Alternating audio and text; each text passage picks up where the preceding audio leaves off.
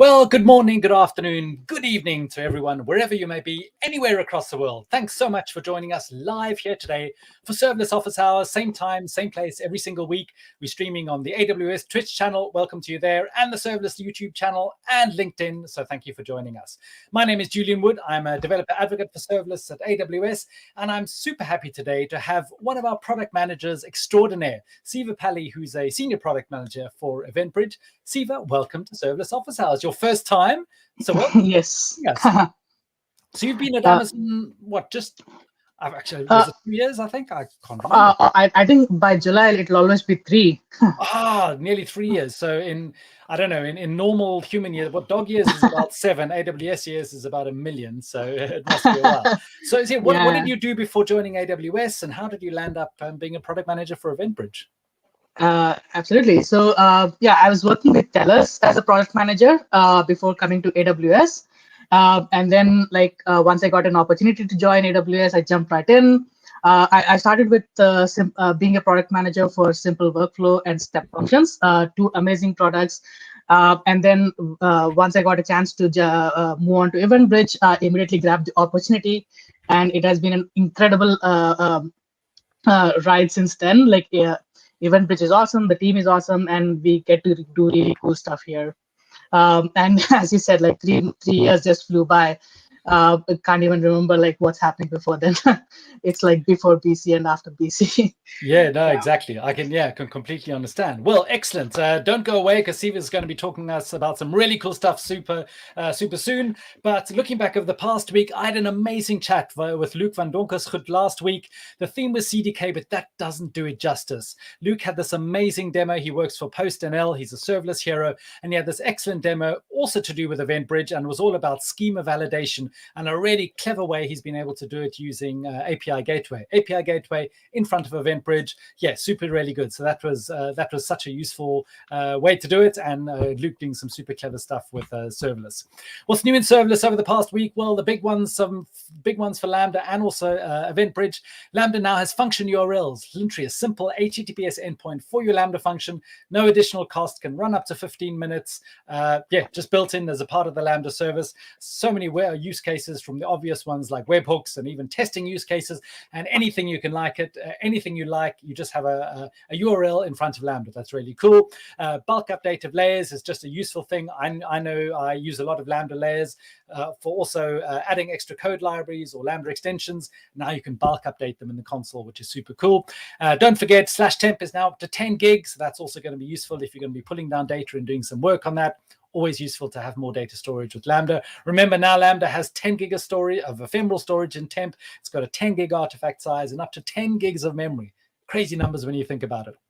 Obviously, EventBridge has been coming out with 2 new features, global endpoints for automatic failover and recovery, which Siva is super excited to talk to us about today. And also the schema registry also extends support to the Go programming language. Some more compute blog posts that have been out. Our team, led by the amazing James Bezic, has put together the In Case You Missed It for Q1 2022. So all the stuff we've been involved in, from talks and presentations and blogs, that's one easy way you can look at that via the AWS compute blog. For the global endpoints, which Steve is going to be talking about, Stephen Leedig has done a great blog post going through all of that. I'm going to jump to the end for Dan Fox, who's done a cool blog post on step functions and AWS Batch. I'll get back to Talia's post quickly because I've got a better slide to show that.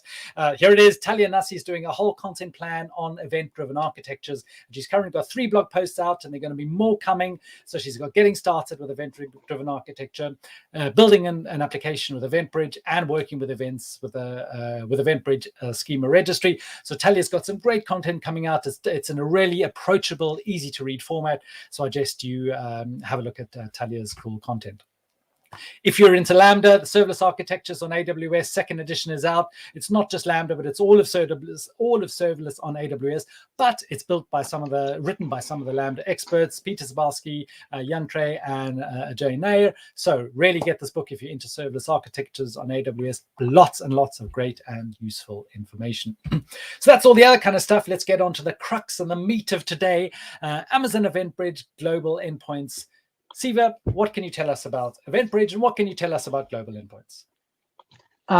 Great question, Julian. So I just prepared a small deck for the group. So let me jump right into Yeah, it. certainly. Share your slides and I'll pop them up into the screen. Don't forget, we're on live here on Serverless Office Hours, so please send us your comments. Please send us your questions. Tell us where you're watching from. We love to know where you're going there. Daniel Labib is in Brazil. Daniel, thanks so much that you are joining us.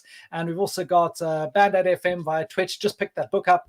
So really good that you've been able to get that book. That was the Building Serverless Architectures in AWS book. We're live. Send us your questions. Send us your comments. If it's about EventBridge, I'm sure Siva is going to be handling them expertly well. If not, we've got a team of experts around AWS which can always handle your questions. So yeah, we'd love to know and get some feedback from you. And Sebastian, welcome from Colombia. Nice to see that we have people. Oh, seems like more South American this week so far from Brazil and from Colombia. That could be Columbia, Washington. I don't know. Maybe it's not Columbia, the country, but I could be guessing. But welcome wherever you are. So, Siva, are you ready to share your screen? Yes. Should I stop the screen share? No, the screen share I can see just has you on me on the screen, not the actual deck. So let's just, when you've got the right one selected, I can add that onto the I think there has been an update with the streaming platform. So it's been a bit of a back and forth trying to get all the sharing to work. There we are. Siva has got the right one up. EventBridge on Serverless Office Hours. Siva, tell us about EventBridge. Excellent. So I'm pretty sure like everyone is really familiar with Amazon EventBridge, but just in case if there's anyone who is relatively new, let me give a quick intro. So Amazon EventBridge is a serverless event bus that makes it easy to connect your application across like different AWS services. You can get your data from first-party AWS services.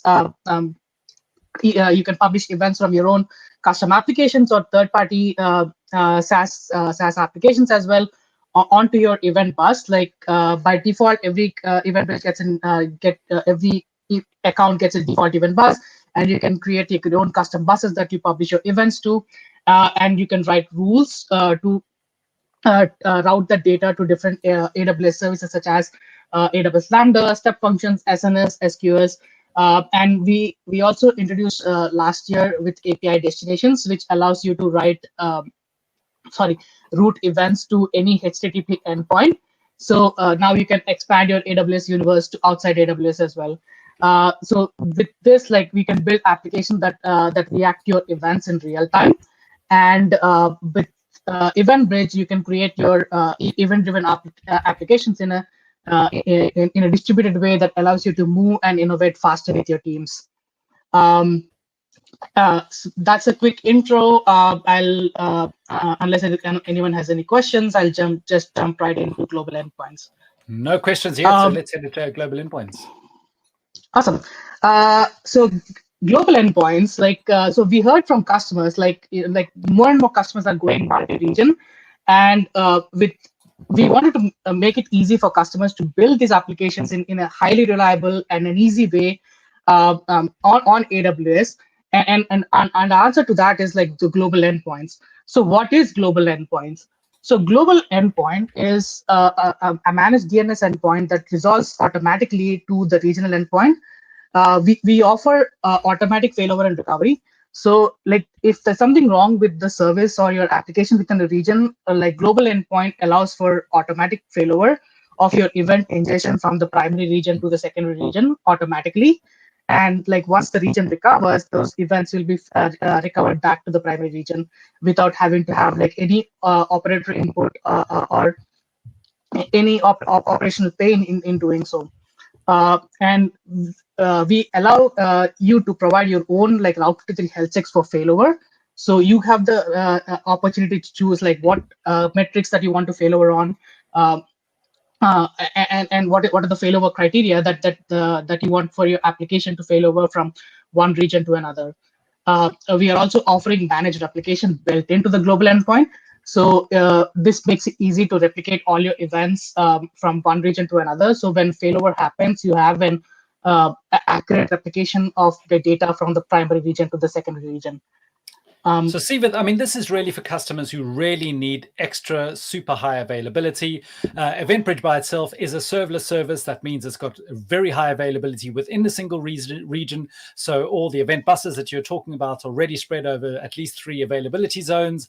So, it's not as though this is a single server or a single instance or a single even queue that's going to, maybe can fail. There's a huge amount of reliability built within the service within an individual region.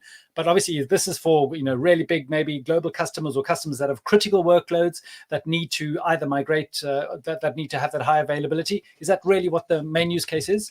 Absolutely, Julian. I think that's very well put. Yeah, so for customers building these really critical workloads where you cannot have less than 10 minutes of downtime whenever something failure happens. This is this will be an ideal opportunity for you to consider looking into global endpoints and how easy they have made it to actually move over event ingestion automatically. Just a quick visual overview of how it works. So let's say you have your producer that's publishing events to the global endpoint, and you have your event bus set up in a primary region, which is US East 1, and you have events being sent to a target.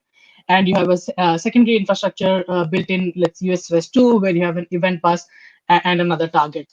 Now your events are being published to the global endpoint. And because assuming everything is healthy, those events will be routed to the primary region and automatically sent to the target. With replication built in, those events will be replicated to the secondary region. And now in the case of, let's say, an alarm gets triggered because some metrics went out of bounds, and in that case, the Route 23 health check will tell the global endpoint, hey, it's time to failover. Now, if you see that your publisher didn't stop publishing to the put events, right? But the global endpoint will now start rerouting events to the secondary region, and with the bidirectional replication, those events will try to be replicated back to the primary region and also being sent to the target. So in the case of there's something wrong with EventBridge, and these cross-region events are not being replicated back. They're just queued up for replication, and when the region recovers, those events will be sent right back to the primary region. So that's interesting. So my initial comment about being critical workloads is true, but this also means that if you can tolerate some downtime for EventBridge, this could also simplify your architectures. That if you instead of your producers being bound to a single region, in a way your producers are sending events globally. Those events then are basically land up in EventBridge in one of 2 regions. And if you can tolerate some downtime, that's fine. It just means that your events are automatically going to be stored in a second region and will automatically replicate back to the primary region, and then we'll just catch up where you picked up from. So it's not necessarily just the critical in terms of downtime, but also the critical capture of events, that your producers don't get a EventBridge unavailable message in this kind of scenario.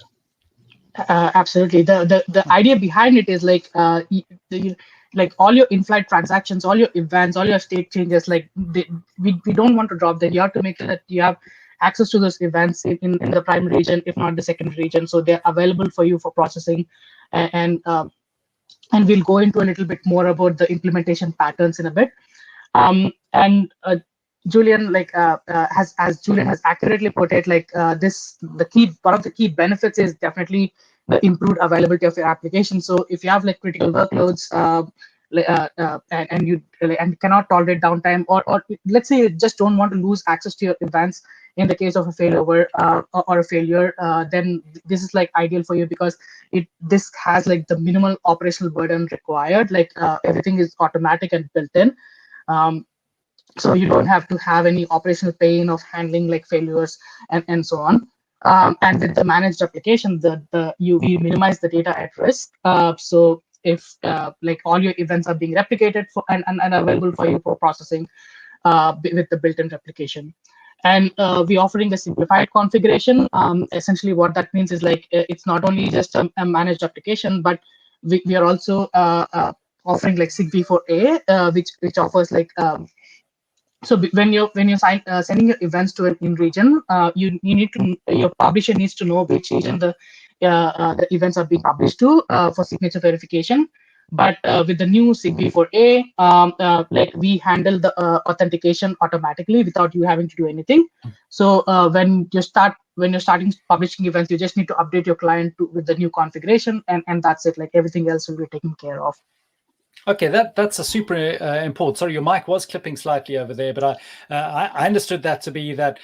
Obviously, when we think about AWS, we've got specifically regions are separated, and there's IAM, although it's a global service, authentication within is region specific. So you can't just a request that's meant to hit in one region, set that to another region. That's all going to be fine. So you've built in the SigV4 into EventBridge that's going to be able to handle the same event destined for one region, actually landing up in another region and not causing you any authentication issues. That's correct. Yes, Julian. Very clever. Excellent. So this point always comes up like when we're talking about like recovery and failures. So which we call which is the recovery type object 2 or RTO, or the recovery point object 2 or RPO. So for those who are unfamiliar with these terms, like RTO essentially means that it's the time by which your backup region or the target will start receiving new events after a failure. And then RPO is essentially the measure of data that is left unprocessed during a failure. So this is data that's not lost forever. This is just stuck in the primary region until it recovers. With our with this global endpoints, we expect the RTO and RPO to be a maximum of 7 minutes. Essentially, this includes like our prescription, our prescriptive model, wherein we are saying that hey, like if you're using like CloudWatch metrics for determining like the status of a region, then you can use like 60-minute evaluation period evaluation for up to 5 minutes, and then like depending on the caching, it takes another minute or so for failure. So we expect it to be like about 6 to 7 minutes of downtime with the global endpoints, and this also includes like there's some chance those events are not replicated as well. So that's the RPO is also expected to be about 6 to 7 minutes. So if in the future we expect to lower it to 0 as we make more changes to the feature, but essentially right now it's about like 6 to 7 minutes.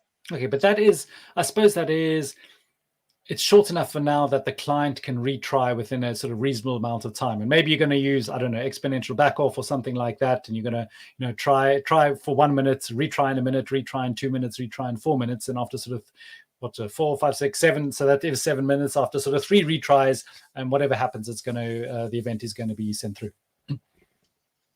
Absolutely. Excellent. So what kind of like implementation patterns that we see as customers using this? So one, which is we are calling it active. Essentially, like you have your architecture set up in both the primary region. Let's say you have EventBridge sending those events to a Lambda and storing the data in a DynamoDB, and you have another replicated architecture in US2, and those events are being sent to another Lambda and DynamoDB. And you have your global endpoint with replication enabled. So when you're publishing your events, your primary region is active, and those events are being replicated. And you have rules enabled in both the regions to processing both the events.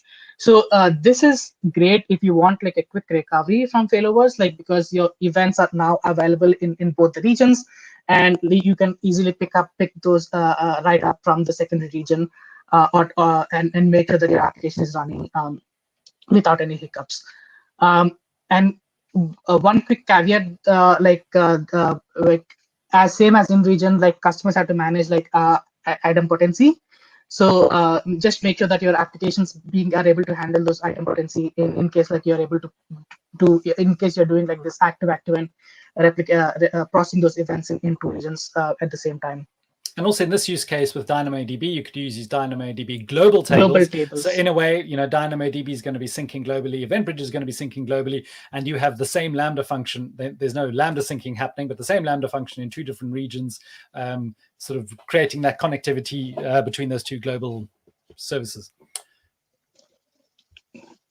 And the other architecture pattern, which we're calling it active archive, essentially, as you can see, like you have your architecture set up in your primary region, and only you have set up your event bus in the second region and nothing else, and you're replicating events. So essentially what happens is you are taking advantage of that bidirectional replication here. So you have your events being published to the active primary, and those events are being replicated here. You can archive those events in the secondary region. And when failover happens and when your second region is active, now you're trying to replicate those events back to the primary region. And when that region recovers, those events will be automatically sent back so that your database is sensing. So essentially, you did nothing but like set up an event pass in the second region and enable an endpoint that publishes to this and point your publishers to publish to the endpoint, and and nothing else. Like all in the case of failover, like you're not losing any events. And when all the events that are being sent to the primary region, they're already sent back to the all the events that are sent to the secondary region are already replicated back. So your database is up to date. So this is the simplest configuration that customers can do. But keep in mind that because you're not processing those events, so this can lead to like larger RTO and RPO from your organizational standpoint. But if in case you're more relaxed and want to make sure that you don't lose your events, like this is the simplest architecture that we can provide for using global endpoints. So in a way, this could, some customers are using EventBridge with DLQs or that kind of example. You don't need to use it in the same way. I know it's not a dead letter queue, but you are basically sending all events into a secondary region. They're just going to sit there in the EventBridge in the secondary region. As soon as the primary region comes back, those events get automatically played. So in effect, the second region becomes a bit of a buffer, which is not something we've seen from EventBridge before. Normally you use SQS or something like that. So yeah, it's interesting to have that kind of buffering functionality in EventBridge from now. Awesome. And it's the buffer is sitting in a different region. So yeah, in case your primary region goes, like you're completely backed up and ready to go. And the last pattern, which is we are calling it active passive, essentially, which is the same thing as active, but without having your replication enabled from the primary to the secondary or vice versa. So in this case, like you have your architecture set up in both the primary region and the secondary region. And when your region is active in the primary, those events get published here. And when the region is when the failover happens, your events get published to the secondary region here. So this is a good way for customers who want to save costs for not doing the replication from one region to another. But here are a few reasons why we wouldn't actively recommend it. Like one, like when like failures happen, like not frequently but rarely, and when failover happens and you're now actively publishing your events to the secondary region.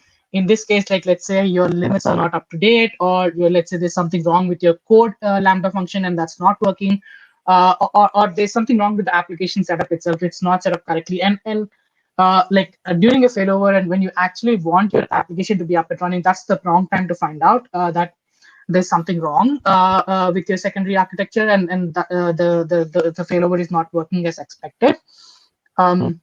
So that's why we wouldn't like actively recommend this. Like if you're choosing to do this, like we would actually ask you to like consider your limits or do game days once every often to make sure that everything is working as expected.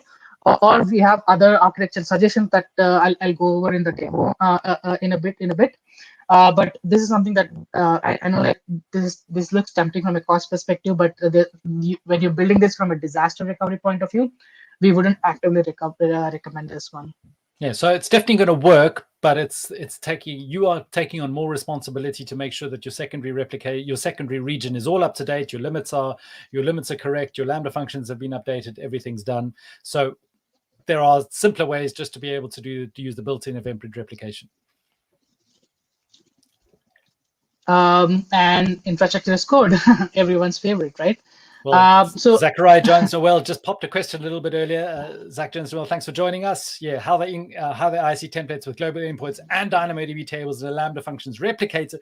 Yeah, that would be a bit of a hairy template. They would actually probably better to do separate templates. But yeah, just for that question. But yeah, let's see how this is all done in CloudFormation.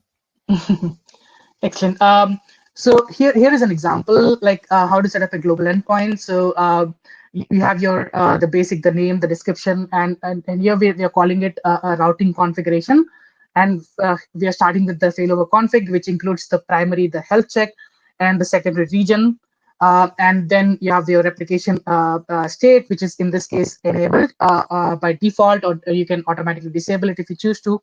And then what are the event buses that this endpoint is tied to? So it's very basic, and I also included an example for a health check. So this is not something that we are done. This is something that's already existing with the Route 53. But the reason why we included it is because like every time we talk about like health checks, I think there's a perception that this could be really hard to set one up. So we wanted to make sure that like we showcase like how easy it is to set one up using CloudFormation. And actually, like we also provided a pre-populated CloudFormation stack within the console. So anyone who is new to the health check, and the Route 53 world can automatically like don't have to worry about like creating one from scratch. They can just use the template and play around with the parameters that you're offering, and make sure that they can create one by themselves. I actually like that. I think, not creating a separate health checking service or alarm feature within EventBridge, just using CloudWatch, using Route 53 is a really excellent way to go. People are obviously using this in a lot of other parts of their applications, whether they've got ALBs or they've got containers or whether they've got EC2 instances. Lots of people are using CloudWatch alarms and Route 53 health checks. And this is just another way that you can implement that functionality for EventBridge. Yeah, and yeah, like the basic, and we've also added like new metrics here for those who are like really observant. They saw this like ingestion to invocation start latency. So this is something that we wanted to offer as part of the global endpoints to like for customers who are interested to like build endpoints and say that like, hey, how do I figure out like there's something wrong with the service?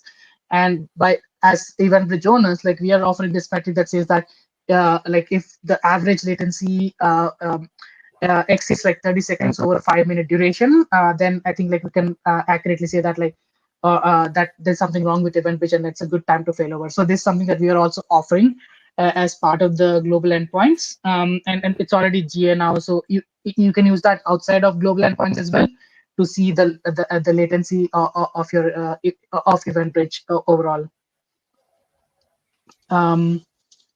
And then here is an example of a CloudFormation stack set actually. Maybe this is something that I think the answer to the original question, like Julian, correct me if I'm wrong. So here is an example where I was using a stack set to create a bus in the secondary region. So I'm using this to replicate my architecture from across like multiple regions. And I'm not the CloudFormation expert, but maybe Julian can say like whether this helps the question earlier with regards to I think it does. Stack sets allow you to have this sort of similar stack, but to be able to deploy to multiple regions. And then you've got, for example, you've got the accounts ID, secondary region, use a whole bunch of references to reference different values in different regions. But yeah, it means you can have conceptually a single stack that you can then deploy to multiple regions. So yeah, Stack Jones as well, this would help you out, I think. Excellent. And coming to the best part, so we are launching like global endpoints is only supporting like custom events right now, and global endpoints are completely free. So if you're publishing custom events at $1 per billion, it's still going to be $1 per million, and there's not going to be any change in your bill just because you introduced like global endpoints into your architecture and you started publishing to those global endpoints. So this is something that we're really excited about, and we are excited for you guys to try it and see like how well or what kind of other routing configuration that you're interested in for global endpoints to support. That's a lot of discussion. So let's jump right into the demo part. Any other questions that I can answer before I jump right in? Not specifically. Well, Zach Jones-Dewell likes the idea about the stack sets, which is always good. We do have one question from Bandad FM about SQS. We will get to that. I just want to ensure that Siva has enough time to get to that. But Bandad FM, we will get your question a little bit later. Sure thing. Okay, so I'll jump right in the demo. I'm sorry. Okay. So for the purpose of the demo, essentially I've already like set up some architecture already. So essentially, I created. Oh boy, this always happens. Always happens just at the time when you. It's been there all day, I'm so then it sorry. logs you out. That's quite all right. This is what happens. This is security, so we can't complain that we're being automatically logged out. And that's how you know it's real time, right? Exactly. Okay, so like I have chosen my primary region to be US East 1. I've set up a bus called a serverless demo bus, and I've created a rule called a serverless demo rule that actually slides those events to a CloudWatch log group called serverless log IAD. And as you can see, this log group is completely empty. And for the backup region, I did the same. I created an event bus called serverless demo again. And this is my backup region. I'm using Sydney as a backup for the demo. See, would you mind just zooming in just one or two clips into the console? I know it's the same as the other one, but yeah, let's just. Sorry. Yeah. And then I've created this a similar rule in the serverless demo rule, which logs the events to a serverless log Sydney group. And then here we are. That log group is completely empty right now. And then I have root 23 health check console open because I want to invert the health check. And sorry, we can't simulate a failure right now in real time. And I'm not going to turn EventBridge off just for a serverless office hours demo. Oh, see. Awesome. So I'm going to publish a set of events. So this is essentially my Python code wherein I'm just publishing a counter in the detail type, and I'm just waiting for 5 seconds and up to 300 seconds. I'm starting to publish the events. And in terms of changes to the client, you only have to update your client information to now take the endpoint ID in this scenario. Oh, sorry, I apologize. I just forgot to show you one thing. Okay, so here is the endpoint that I set up, serverless demo endpoint, which includes the endpoint ID, endpoint URL. This is the primary event bus and the secondary event bus. Just as part of the initial launch, we are only supporting the buses within the same account and the same name. But we expect to iterate on that quickly, and we expect to support different accounts and different buses soon. And then, as you see that you have the endpoint ID, which is this one, and which I've now updated in the client here. And I've in the event section, I've updated the bus name with the serverless demo that I'm publishing. So when you create the global endpoint, I know you've pre-created there already for simplicity, but you just then select a primary event bus, a secondary event bus, and then associate it with the health check rules. That's correct. And I'm definitely going to walk the group with creating one. Julian, once I publish one and I'm inverting an health check, sure. Then we can, in the meanwhile, we can definitely. And then your second point was to change from sending put events to a normal event bus, but to a global endpoint is just changing to the endpoint ID.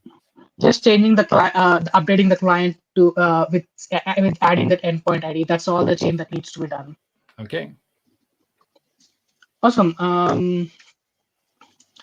So just started publishing. So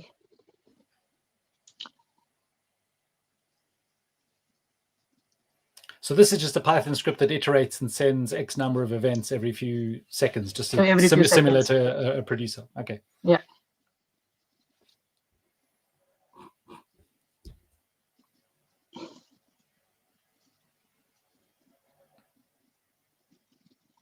Oh boy.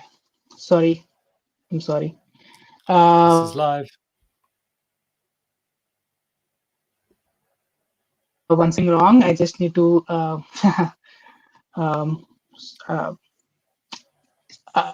same as the console. My client has the credentials have expired. Oh, that's typical. That's okay. That's good. So basically, what you're doing there, you're using just SAM, which is spinning up a local container, and that is then going to just publish events every few seconds. Exactly.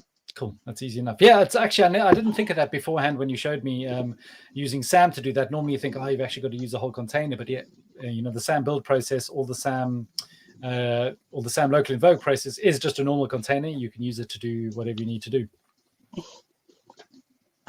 Sorry, can you see my screen again? Yes, we can. Okay, sorry about that. It is quite small, but I don't think it really matters because, I mean, the point is this is just going to go in the background and carry on publishing events. Excellent.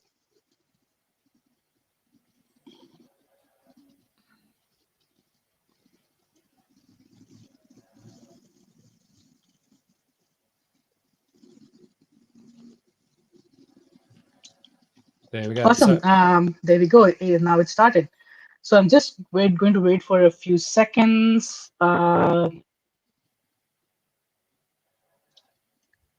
So as you see now, in my case, like I have chosen this global endpoint health check as the health check for defining my endpoint. Like, and for the purpose of the demo, I'm just going to like manually invert a health check status.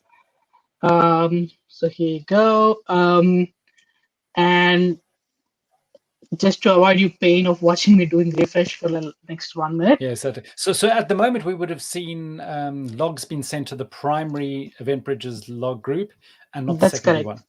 And there we go. Because like we have enabled replication, like now you're going to see the same log stream in Sydney as well.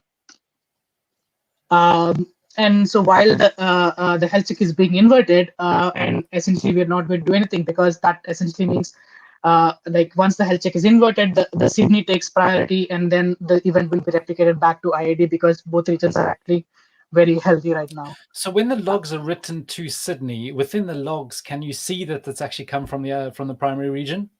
Yes, actually, that's a great question actually. So here is an example, the event. So as you see, this is the Sydney log group we're in, serverless log Sydney, and you see that the region is actually US East 1, and the resource is the endpoint. So now that allows you to determine that, okay, now this event is not coming in from the end, but not being published directly, but actually being replicated back from the primary region. And with the we're now also showing that the event actually came from the endpoint. So if in case like you need to play around with the rules and can determine like how exactly you want to process this event, so you can now write the rule prefix that you can have existing with EventBridge to determine how you want to play around with the rules part. So you basically know if you have an event rule in Sydney, for example, it will only in effect start working when the events maybe came directly from Sydney, and you could filter out that nothing happens with the events that come from US East 1 because they are then being processed in US East 1. So there's a whole bunch of functionality you could build to make your application quite clever, knowing where the events are coming from. Absolutely, and just they are unhealthy. So I guess we should be able to now see that. So now that event has been unhealthy, the events going through the global endpoint were going through US East 1, and now they're going through AP Southeast 2. So you haven't changed anything on your producer, still sending those events, and automatically in the background, based on the health check failing, or the inverse in this case, it's just now automatically sending those events then directly to the Sydney region. The Sydney region, exactly. So my event publisher is still running. So why don't I just hop back on and see, like, showcase like how to create an endpoint from the console. So demo endpoint.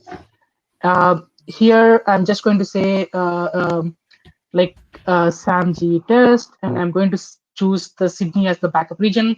As you can see, the ARN is automatically selected for you. So just make sure that your bus is automatically is already existing in both the regions before you set up a global endpoint.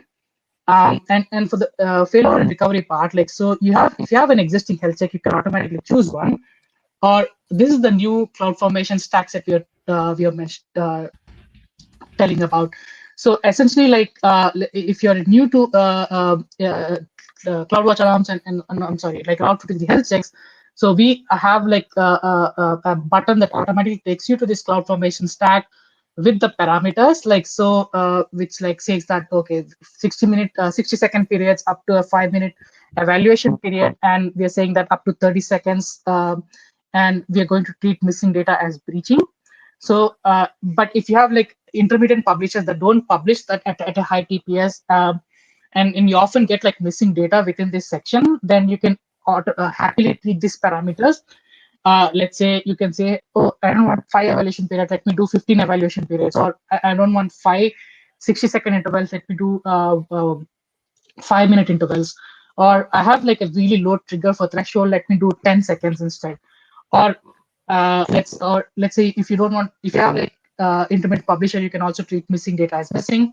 And so you can just play around with the parameters, and depending on how your publisher is or whether you're doing this in a prod or a dev environment, and then you can go ahead and create the stack set. So this is automatically done.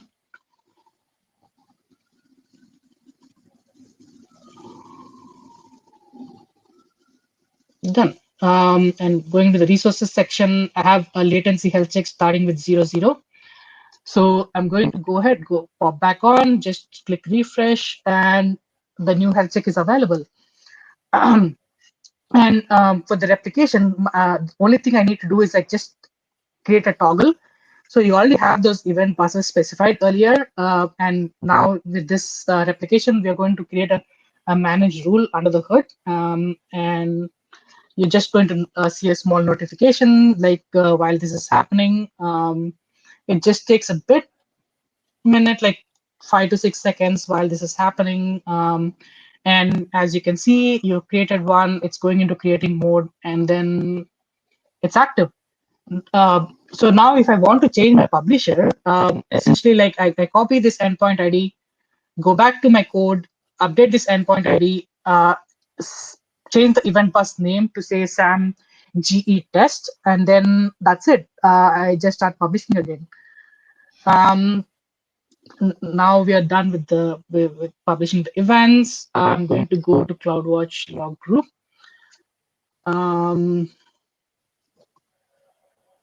I see all my events.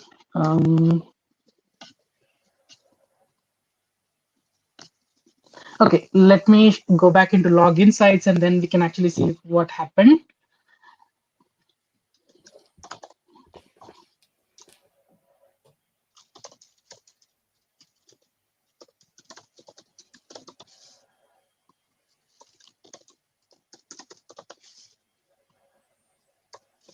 So now we are looking at this.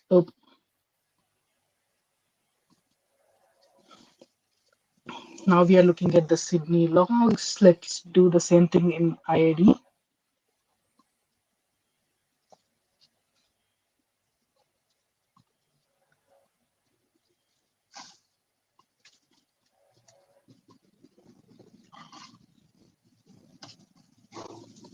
So yeah, so we have published like 258 events. And as you can see, those events are exactly the same in both your primary and secondary region. So you can see that exactly at event number 100 when the switchover happens, and now those events are actually like started publishing to Sydney directly. Any questions? Well, first of all, from Daniel Labib, thank you for joining. That's simple to use. Will make our developers' lives easier. Congrats. Well, that's yeah, that's super good to say. Super good to see. And then yeah, the Tech Type 21. Thanks for joining us. Also on Twitch. Also, any blogs complementing this demo? Yes, there are. I have just posted the blog that Stephen Leedig did all about this feature. One other question was, do you have the SAM example on GitHub? I'm not sure if that's on GitHub, the Tech Guide 21 as well, but the Python code for generating those events is in Stephen's blog post. So yeah, you can see that. That's in the blog post to be able to generate those events. Sure thing. Yeah, I think like that's great bit of feedback as well. We can definitely go back and try to add an example, and we can share that like once we have it ready. Okay, so coming to the next next part, like so let me actually go back and delete it. Like I don't. Is it okay if I just take a few minutes to delete it, because The second part of my demo is essentially the other architectural pattern that I wanted to showcase, which essentially doesn't offer like this bidirectional replication, but only unidirectional replication that allows you to save costs in some cases. Yeah, certainly. Go ahead and delete, and then it's going to be easier to understand. So yeah, while you're doing that, Alpacodes, thanks for joining us. Also on Twitch, can you talk about a few use cases, any situation where we use pub sub? Sorry if I missed this. Siva did go through some of the use cases in the beginning. Sort of two really big use cases. One is in an active way where you can send all events to one event bus, use the Route 53 health check. If that fails, it's then going to automatically route the events over to a secondary region. And then a secondary region can then have Lambda functions, can have DynamoDB tables, SQS queues, any kind of infrastructure to then process that events. And what you can also do is have those then events flow back sort of bidirectional replication back to the original event bus as well. What Siva is about to show now is the second use case he was talking about, where it's sort of primary and secondary, where you have events going into a primary event bus. If your health check fails, the health check fails, the global endpoint then fails over to a secondary region, and then the events just get queued in that secondary region. So the events aren't going to be processed. In effect, they're going to be buffered in that secondary region. When EventBridge or something else recovers in that primary region, the events are then going to flow back into the primary region, and the primary region will then be able to do that. Will be able to do that processing. So that's sort of two different ways that Siva's asked us to think about them. One being active. You have the same infrastructure on both sides, and the events just duplicate in effect between each other. And the second use case, which Siva is setting up now to show us, is where the events go to a primary region and then just are replicated to a secondary region and sit there and wait until they automatically sort of redrive back to the source region.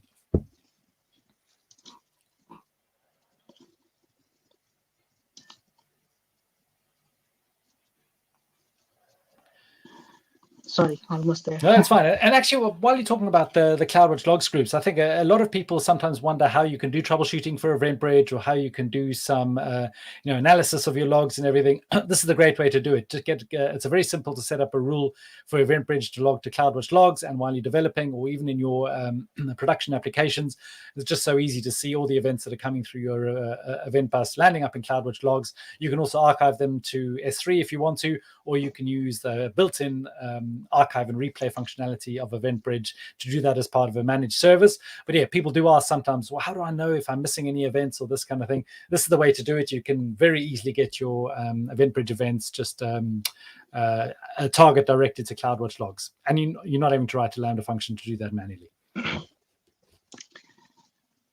Awesome. We are ready. Essentially the showcase is like now in an architectural pattern, like we have talked about like bidirectional replication using managed rules under the hood. So now if customers are like let's say I wouldn't actively recommend this if your customers are using for a high for they're doing an active or doing a let's say or they want like good recovery and making sure those events are being processed in both the regions. But let's say they just want to they want to use the simplest configuration. They're just doing the active archive, but don't want to replicate those events twice. In that case, like what I'm going to do is like I'm going to disable the replication by myself, and what I'll do is like I'll write a cross-region rule by myself that does the replication for me. So the idea behind it is like instead of like a managed rule is like what making customers' life simpler in actually like doing the replication, because you need to understand like writing the rules and making sure your targets you're targeting your event buses in both the regions as the target of the rule and so on. So like we want to avoid you all the hassle and just do the managed rule by themselves, by ourselves. But if you're interested, like you can write your own cross-region rule that does this as well. So in this case, like I have the demo rule already set up that does send the events to the CloudWatch logs. Now I'm writing a cross-region replication rule. And if you haven't had a chance to check out the new sandbox or the new flow that we have added in the console, I would strongly recommend to check it out. Like we have made it like so much more easier now to do this. So for the sake of simplicity, I'm just going to say all events in a different account or region. And as you've seen that I've copied the R earlier. And create rule. Excellent. So now I have disabled the rule and actually I created a unidirectional rule that replicates events from Sydney, that replicates events from Sydney to IID only. Okay. With we have left the health check as exactly as is in unhealthy state, and as you see, those if it's unhealthy, those events will get routed to Sydney first, which is okay. We are now officially treating like Sydney as the primary region, and when I invert the health check back, that's when the events will start being replicated to IID.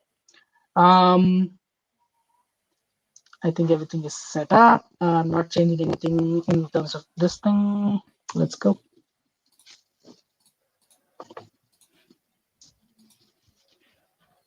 I hope that made sense.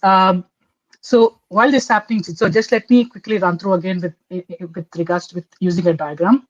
So I'm using the same architecture essentially, wherein you're just archiving your events or just having your event bus as a buffering in before in your backup region. In this case, like instead of having this bidirectional replication, I've disabled the managed replication and written a cross-region rule by myself that does send events from the second region to the primary region only, and those events that are being published to the primary region won't be replicated. So this is a good way for customers to save costs, like if they're doing if they're only using like a buffering solution and want to make sure that like they don't they want to save some costs in by not replicating the events all the time. Okay, good. So we should now see those events in both log streams, right? Like this will happen essentially because your primary region is Sydney, and those events are being replicated in both directions. So now I'm just going to make it healthy again. Now I don't think there's any choice but to watch me do refresh. I'm so sorry. No, we will will CloudWatch Route 53 health checks to do its thing. Well, while we're just waiting for that to do, maybe we'll look at Bandit FM's question. Bondad FM, sorry for messing up your name. I have an EventBridge rule with a Lambda target. The Lambda is throttled with low reserved concurrency to protect a downstream resource. Extremely valid. Do I need SQS between EventBridge and the Lambda, or will EventBridge serve the same purpose? Looking after all the events, targeting this function until a Lambda instance is available to consume them. Would SQS be unnecessary / redundant here? So the question is, if you're using sending EventBridge directly to Lambda, I don't believe that EventBridge has any way of throttling those messages that get sent to Lambda directly within the service. Okay, so I think we haven't made it like so I think we throttle it internally, but it's not like a customer facing capability. So like I don't think you need to have a SQS buffer, like because EventBridge handles that if Lambda is having like high invocations and not able to process your events. So EventBridge will throttle internally and retry those events as per the exponential backoff policy, the default policy. So even if a customer has a low concurrency, 1 a second, for example, EventBridge will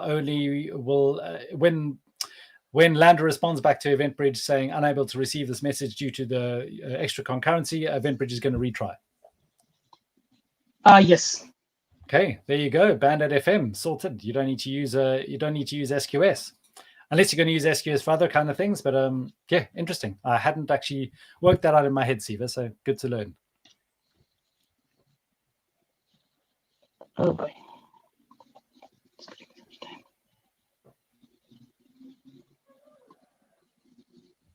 I'm sorry. taking too much This time. happens. Yeah, three of them healthy. One of them to go. It's good that we're still publishing. So 1 second. Yeah, that at least means that none of the events are being lost yet. So that's a good start. Yes. There's somewhere we just got to work out. Oh boy. Okay, good. There we go. Excellent. So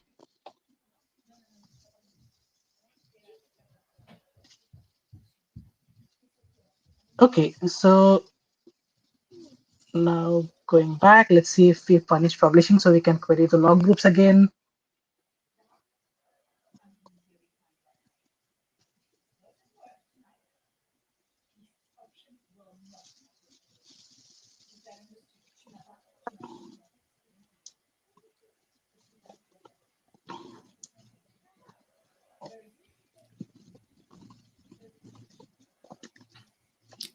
Yeah, Log Insights are so cool to use. If you haven't seen Log Insights within CloudWatch, it is a really good logs analytics tool.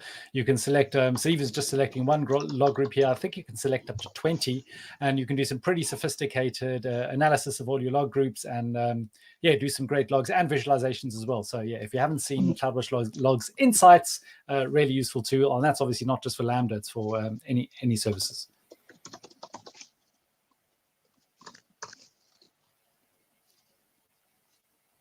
Oh, good. Right on time. I'm in Sydney. Same for IID. Okay. So if you remember the scenario, we were only doing like one unidirectional replication from Sydney to IID. So we only got like a limited set of events. In this case, like everything that's only published to AP Southeast 1 in this case. But if you go back to IID, now you can see that like all those events are now published to US East 1, and even the ones that were published to AP Southeast 1 and replicated to US East 1 as well. So this is another way where you can actually like buffer your events and save a little bit of cost. And be a bit more selective. Yeah. Excellent. Siva, thanks so much for the demos. Thanks so much for showing us Global Endpoints. Yeah, we really appreciate you taking the time to spend with us today on Serverless Office Hours. No problem. And I hope like the team got some value out of it, and we're really excited to see what use cases you'd be interested in trying. Yeah, no, and certainly, and send me or Siva any of your questions or comments or feature requests or anything. Of course, we work closely with the product managers. Siva loves to get feedback from how you're using the services and what you'd like to see added. So that's for today, but up next week, we're back on AWS Lambda, and my colleague Ben Smith is going to be talking about the new function URLs. Remember, I was speaking about that a little bit earlier, where you just put a URL in front of a Lambda function. It hasn't got all the full functionality of API Gateway, but deliberately it's built like that to make it really simple to use. It's got IAM authentication or no authentication and some other authentication things with it. Ben's going to be going through all of that next week live here on Serverless Office Hours. If you've been using infrastructure and code and SAM and the CDK, we're up to 260 templates. CDK, SAM, Serverless Framework, and Terraform, all available on serverlessland.com/patterns. Really easy way to get your infrastructure as code samples going. And anything to do with serverless, head to serverlessland.com. We've got events coming up. We've got learning paths, videos, blogs, everything. It's a great resource to know what's going on in the world of serverless at AWS. But for today, thanks so much to Siva for joining us. Really great to be able to see all the functionality for global endpoints. And we will see you again, same time, same place next week for Serverless Office Hours. Thanks all for joining. Thanks, Siva.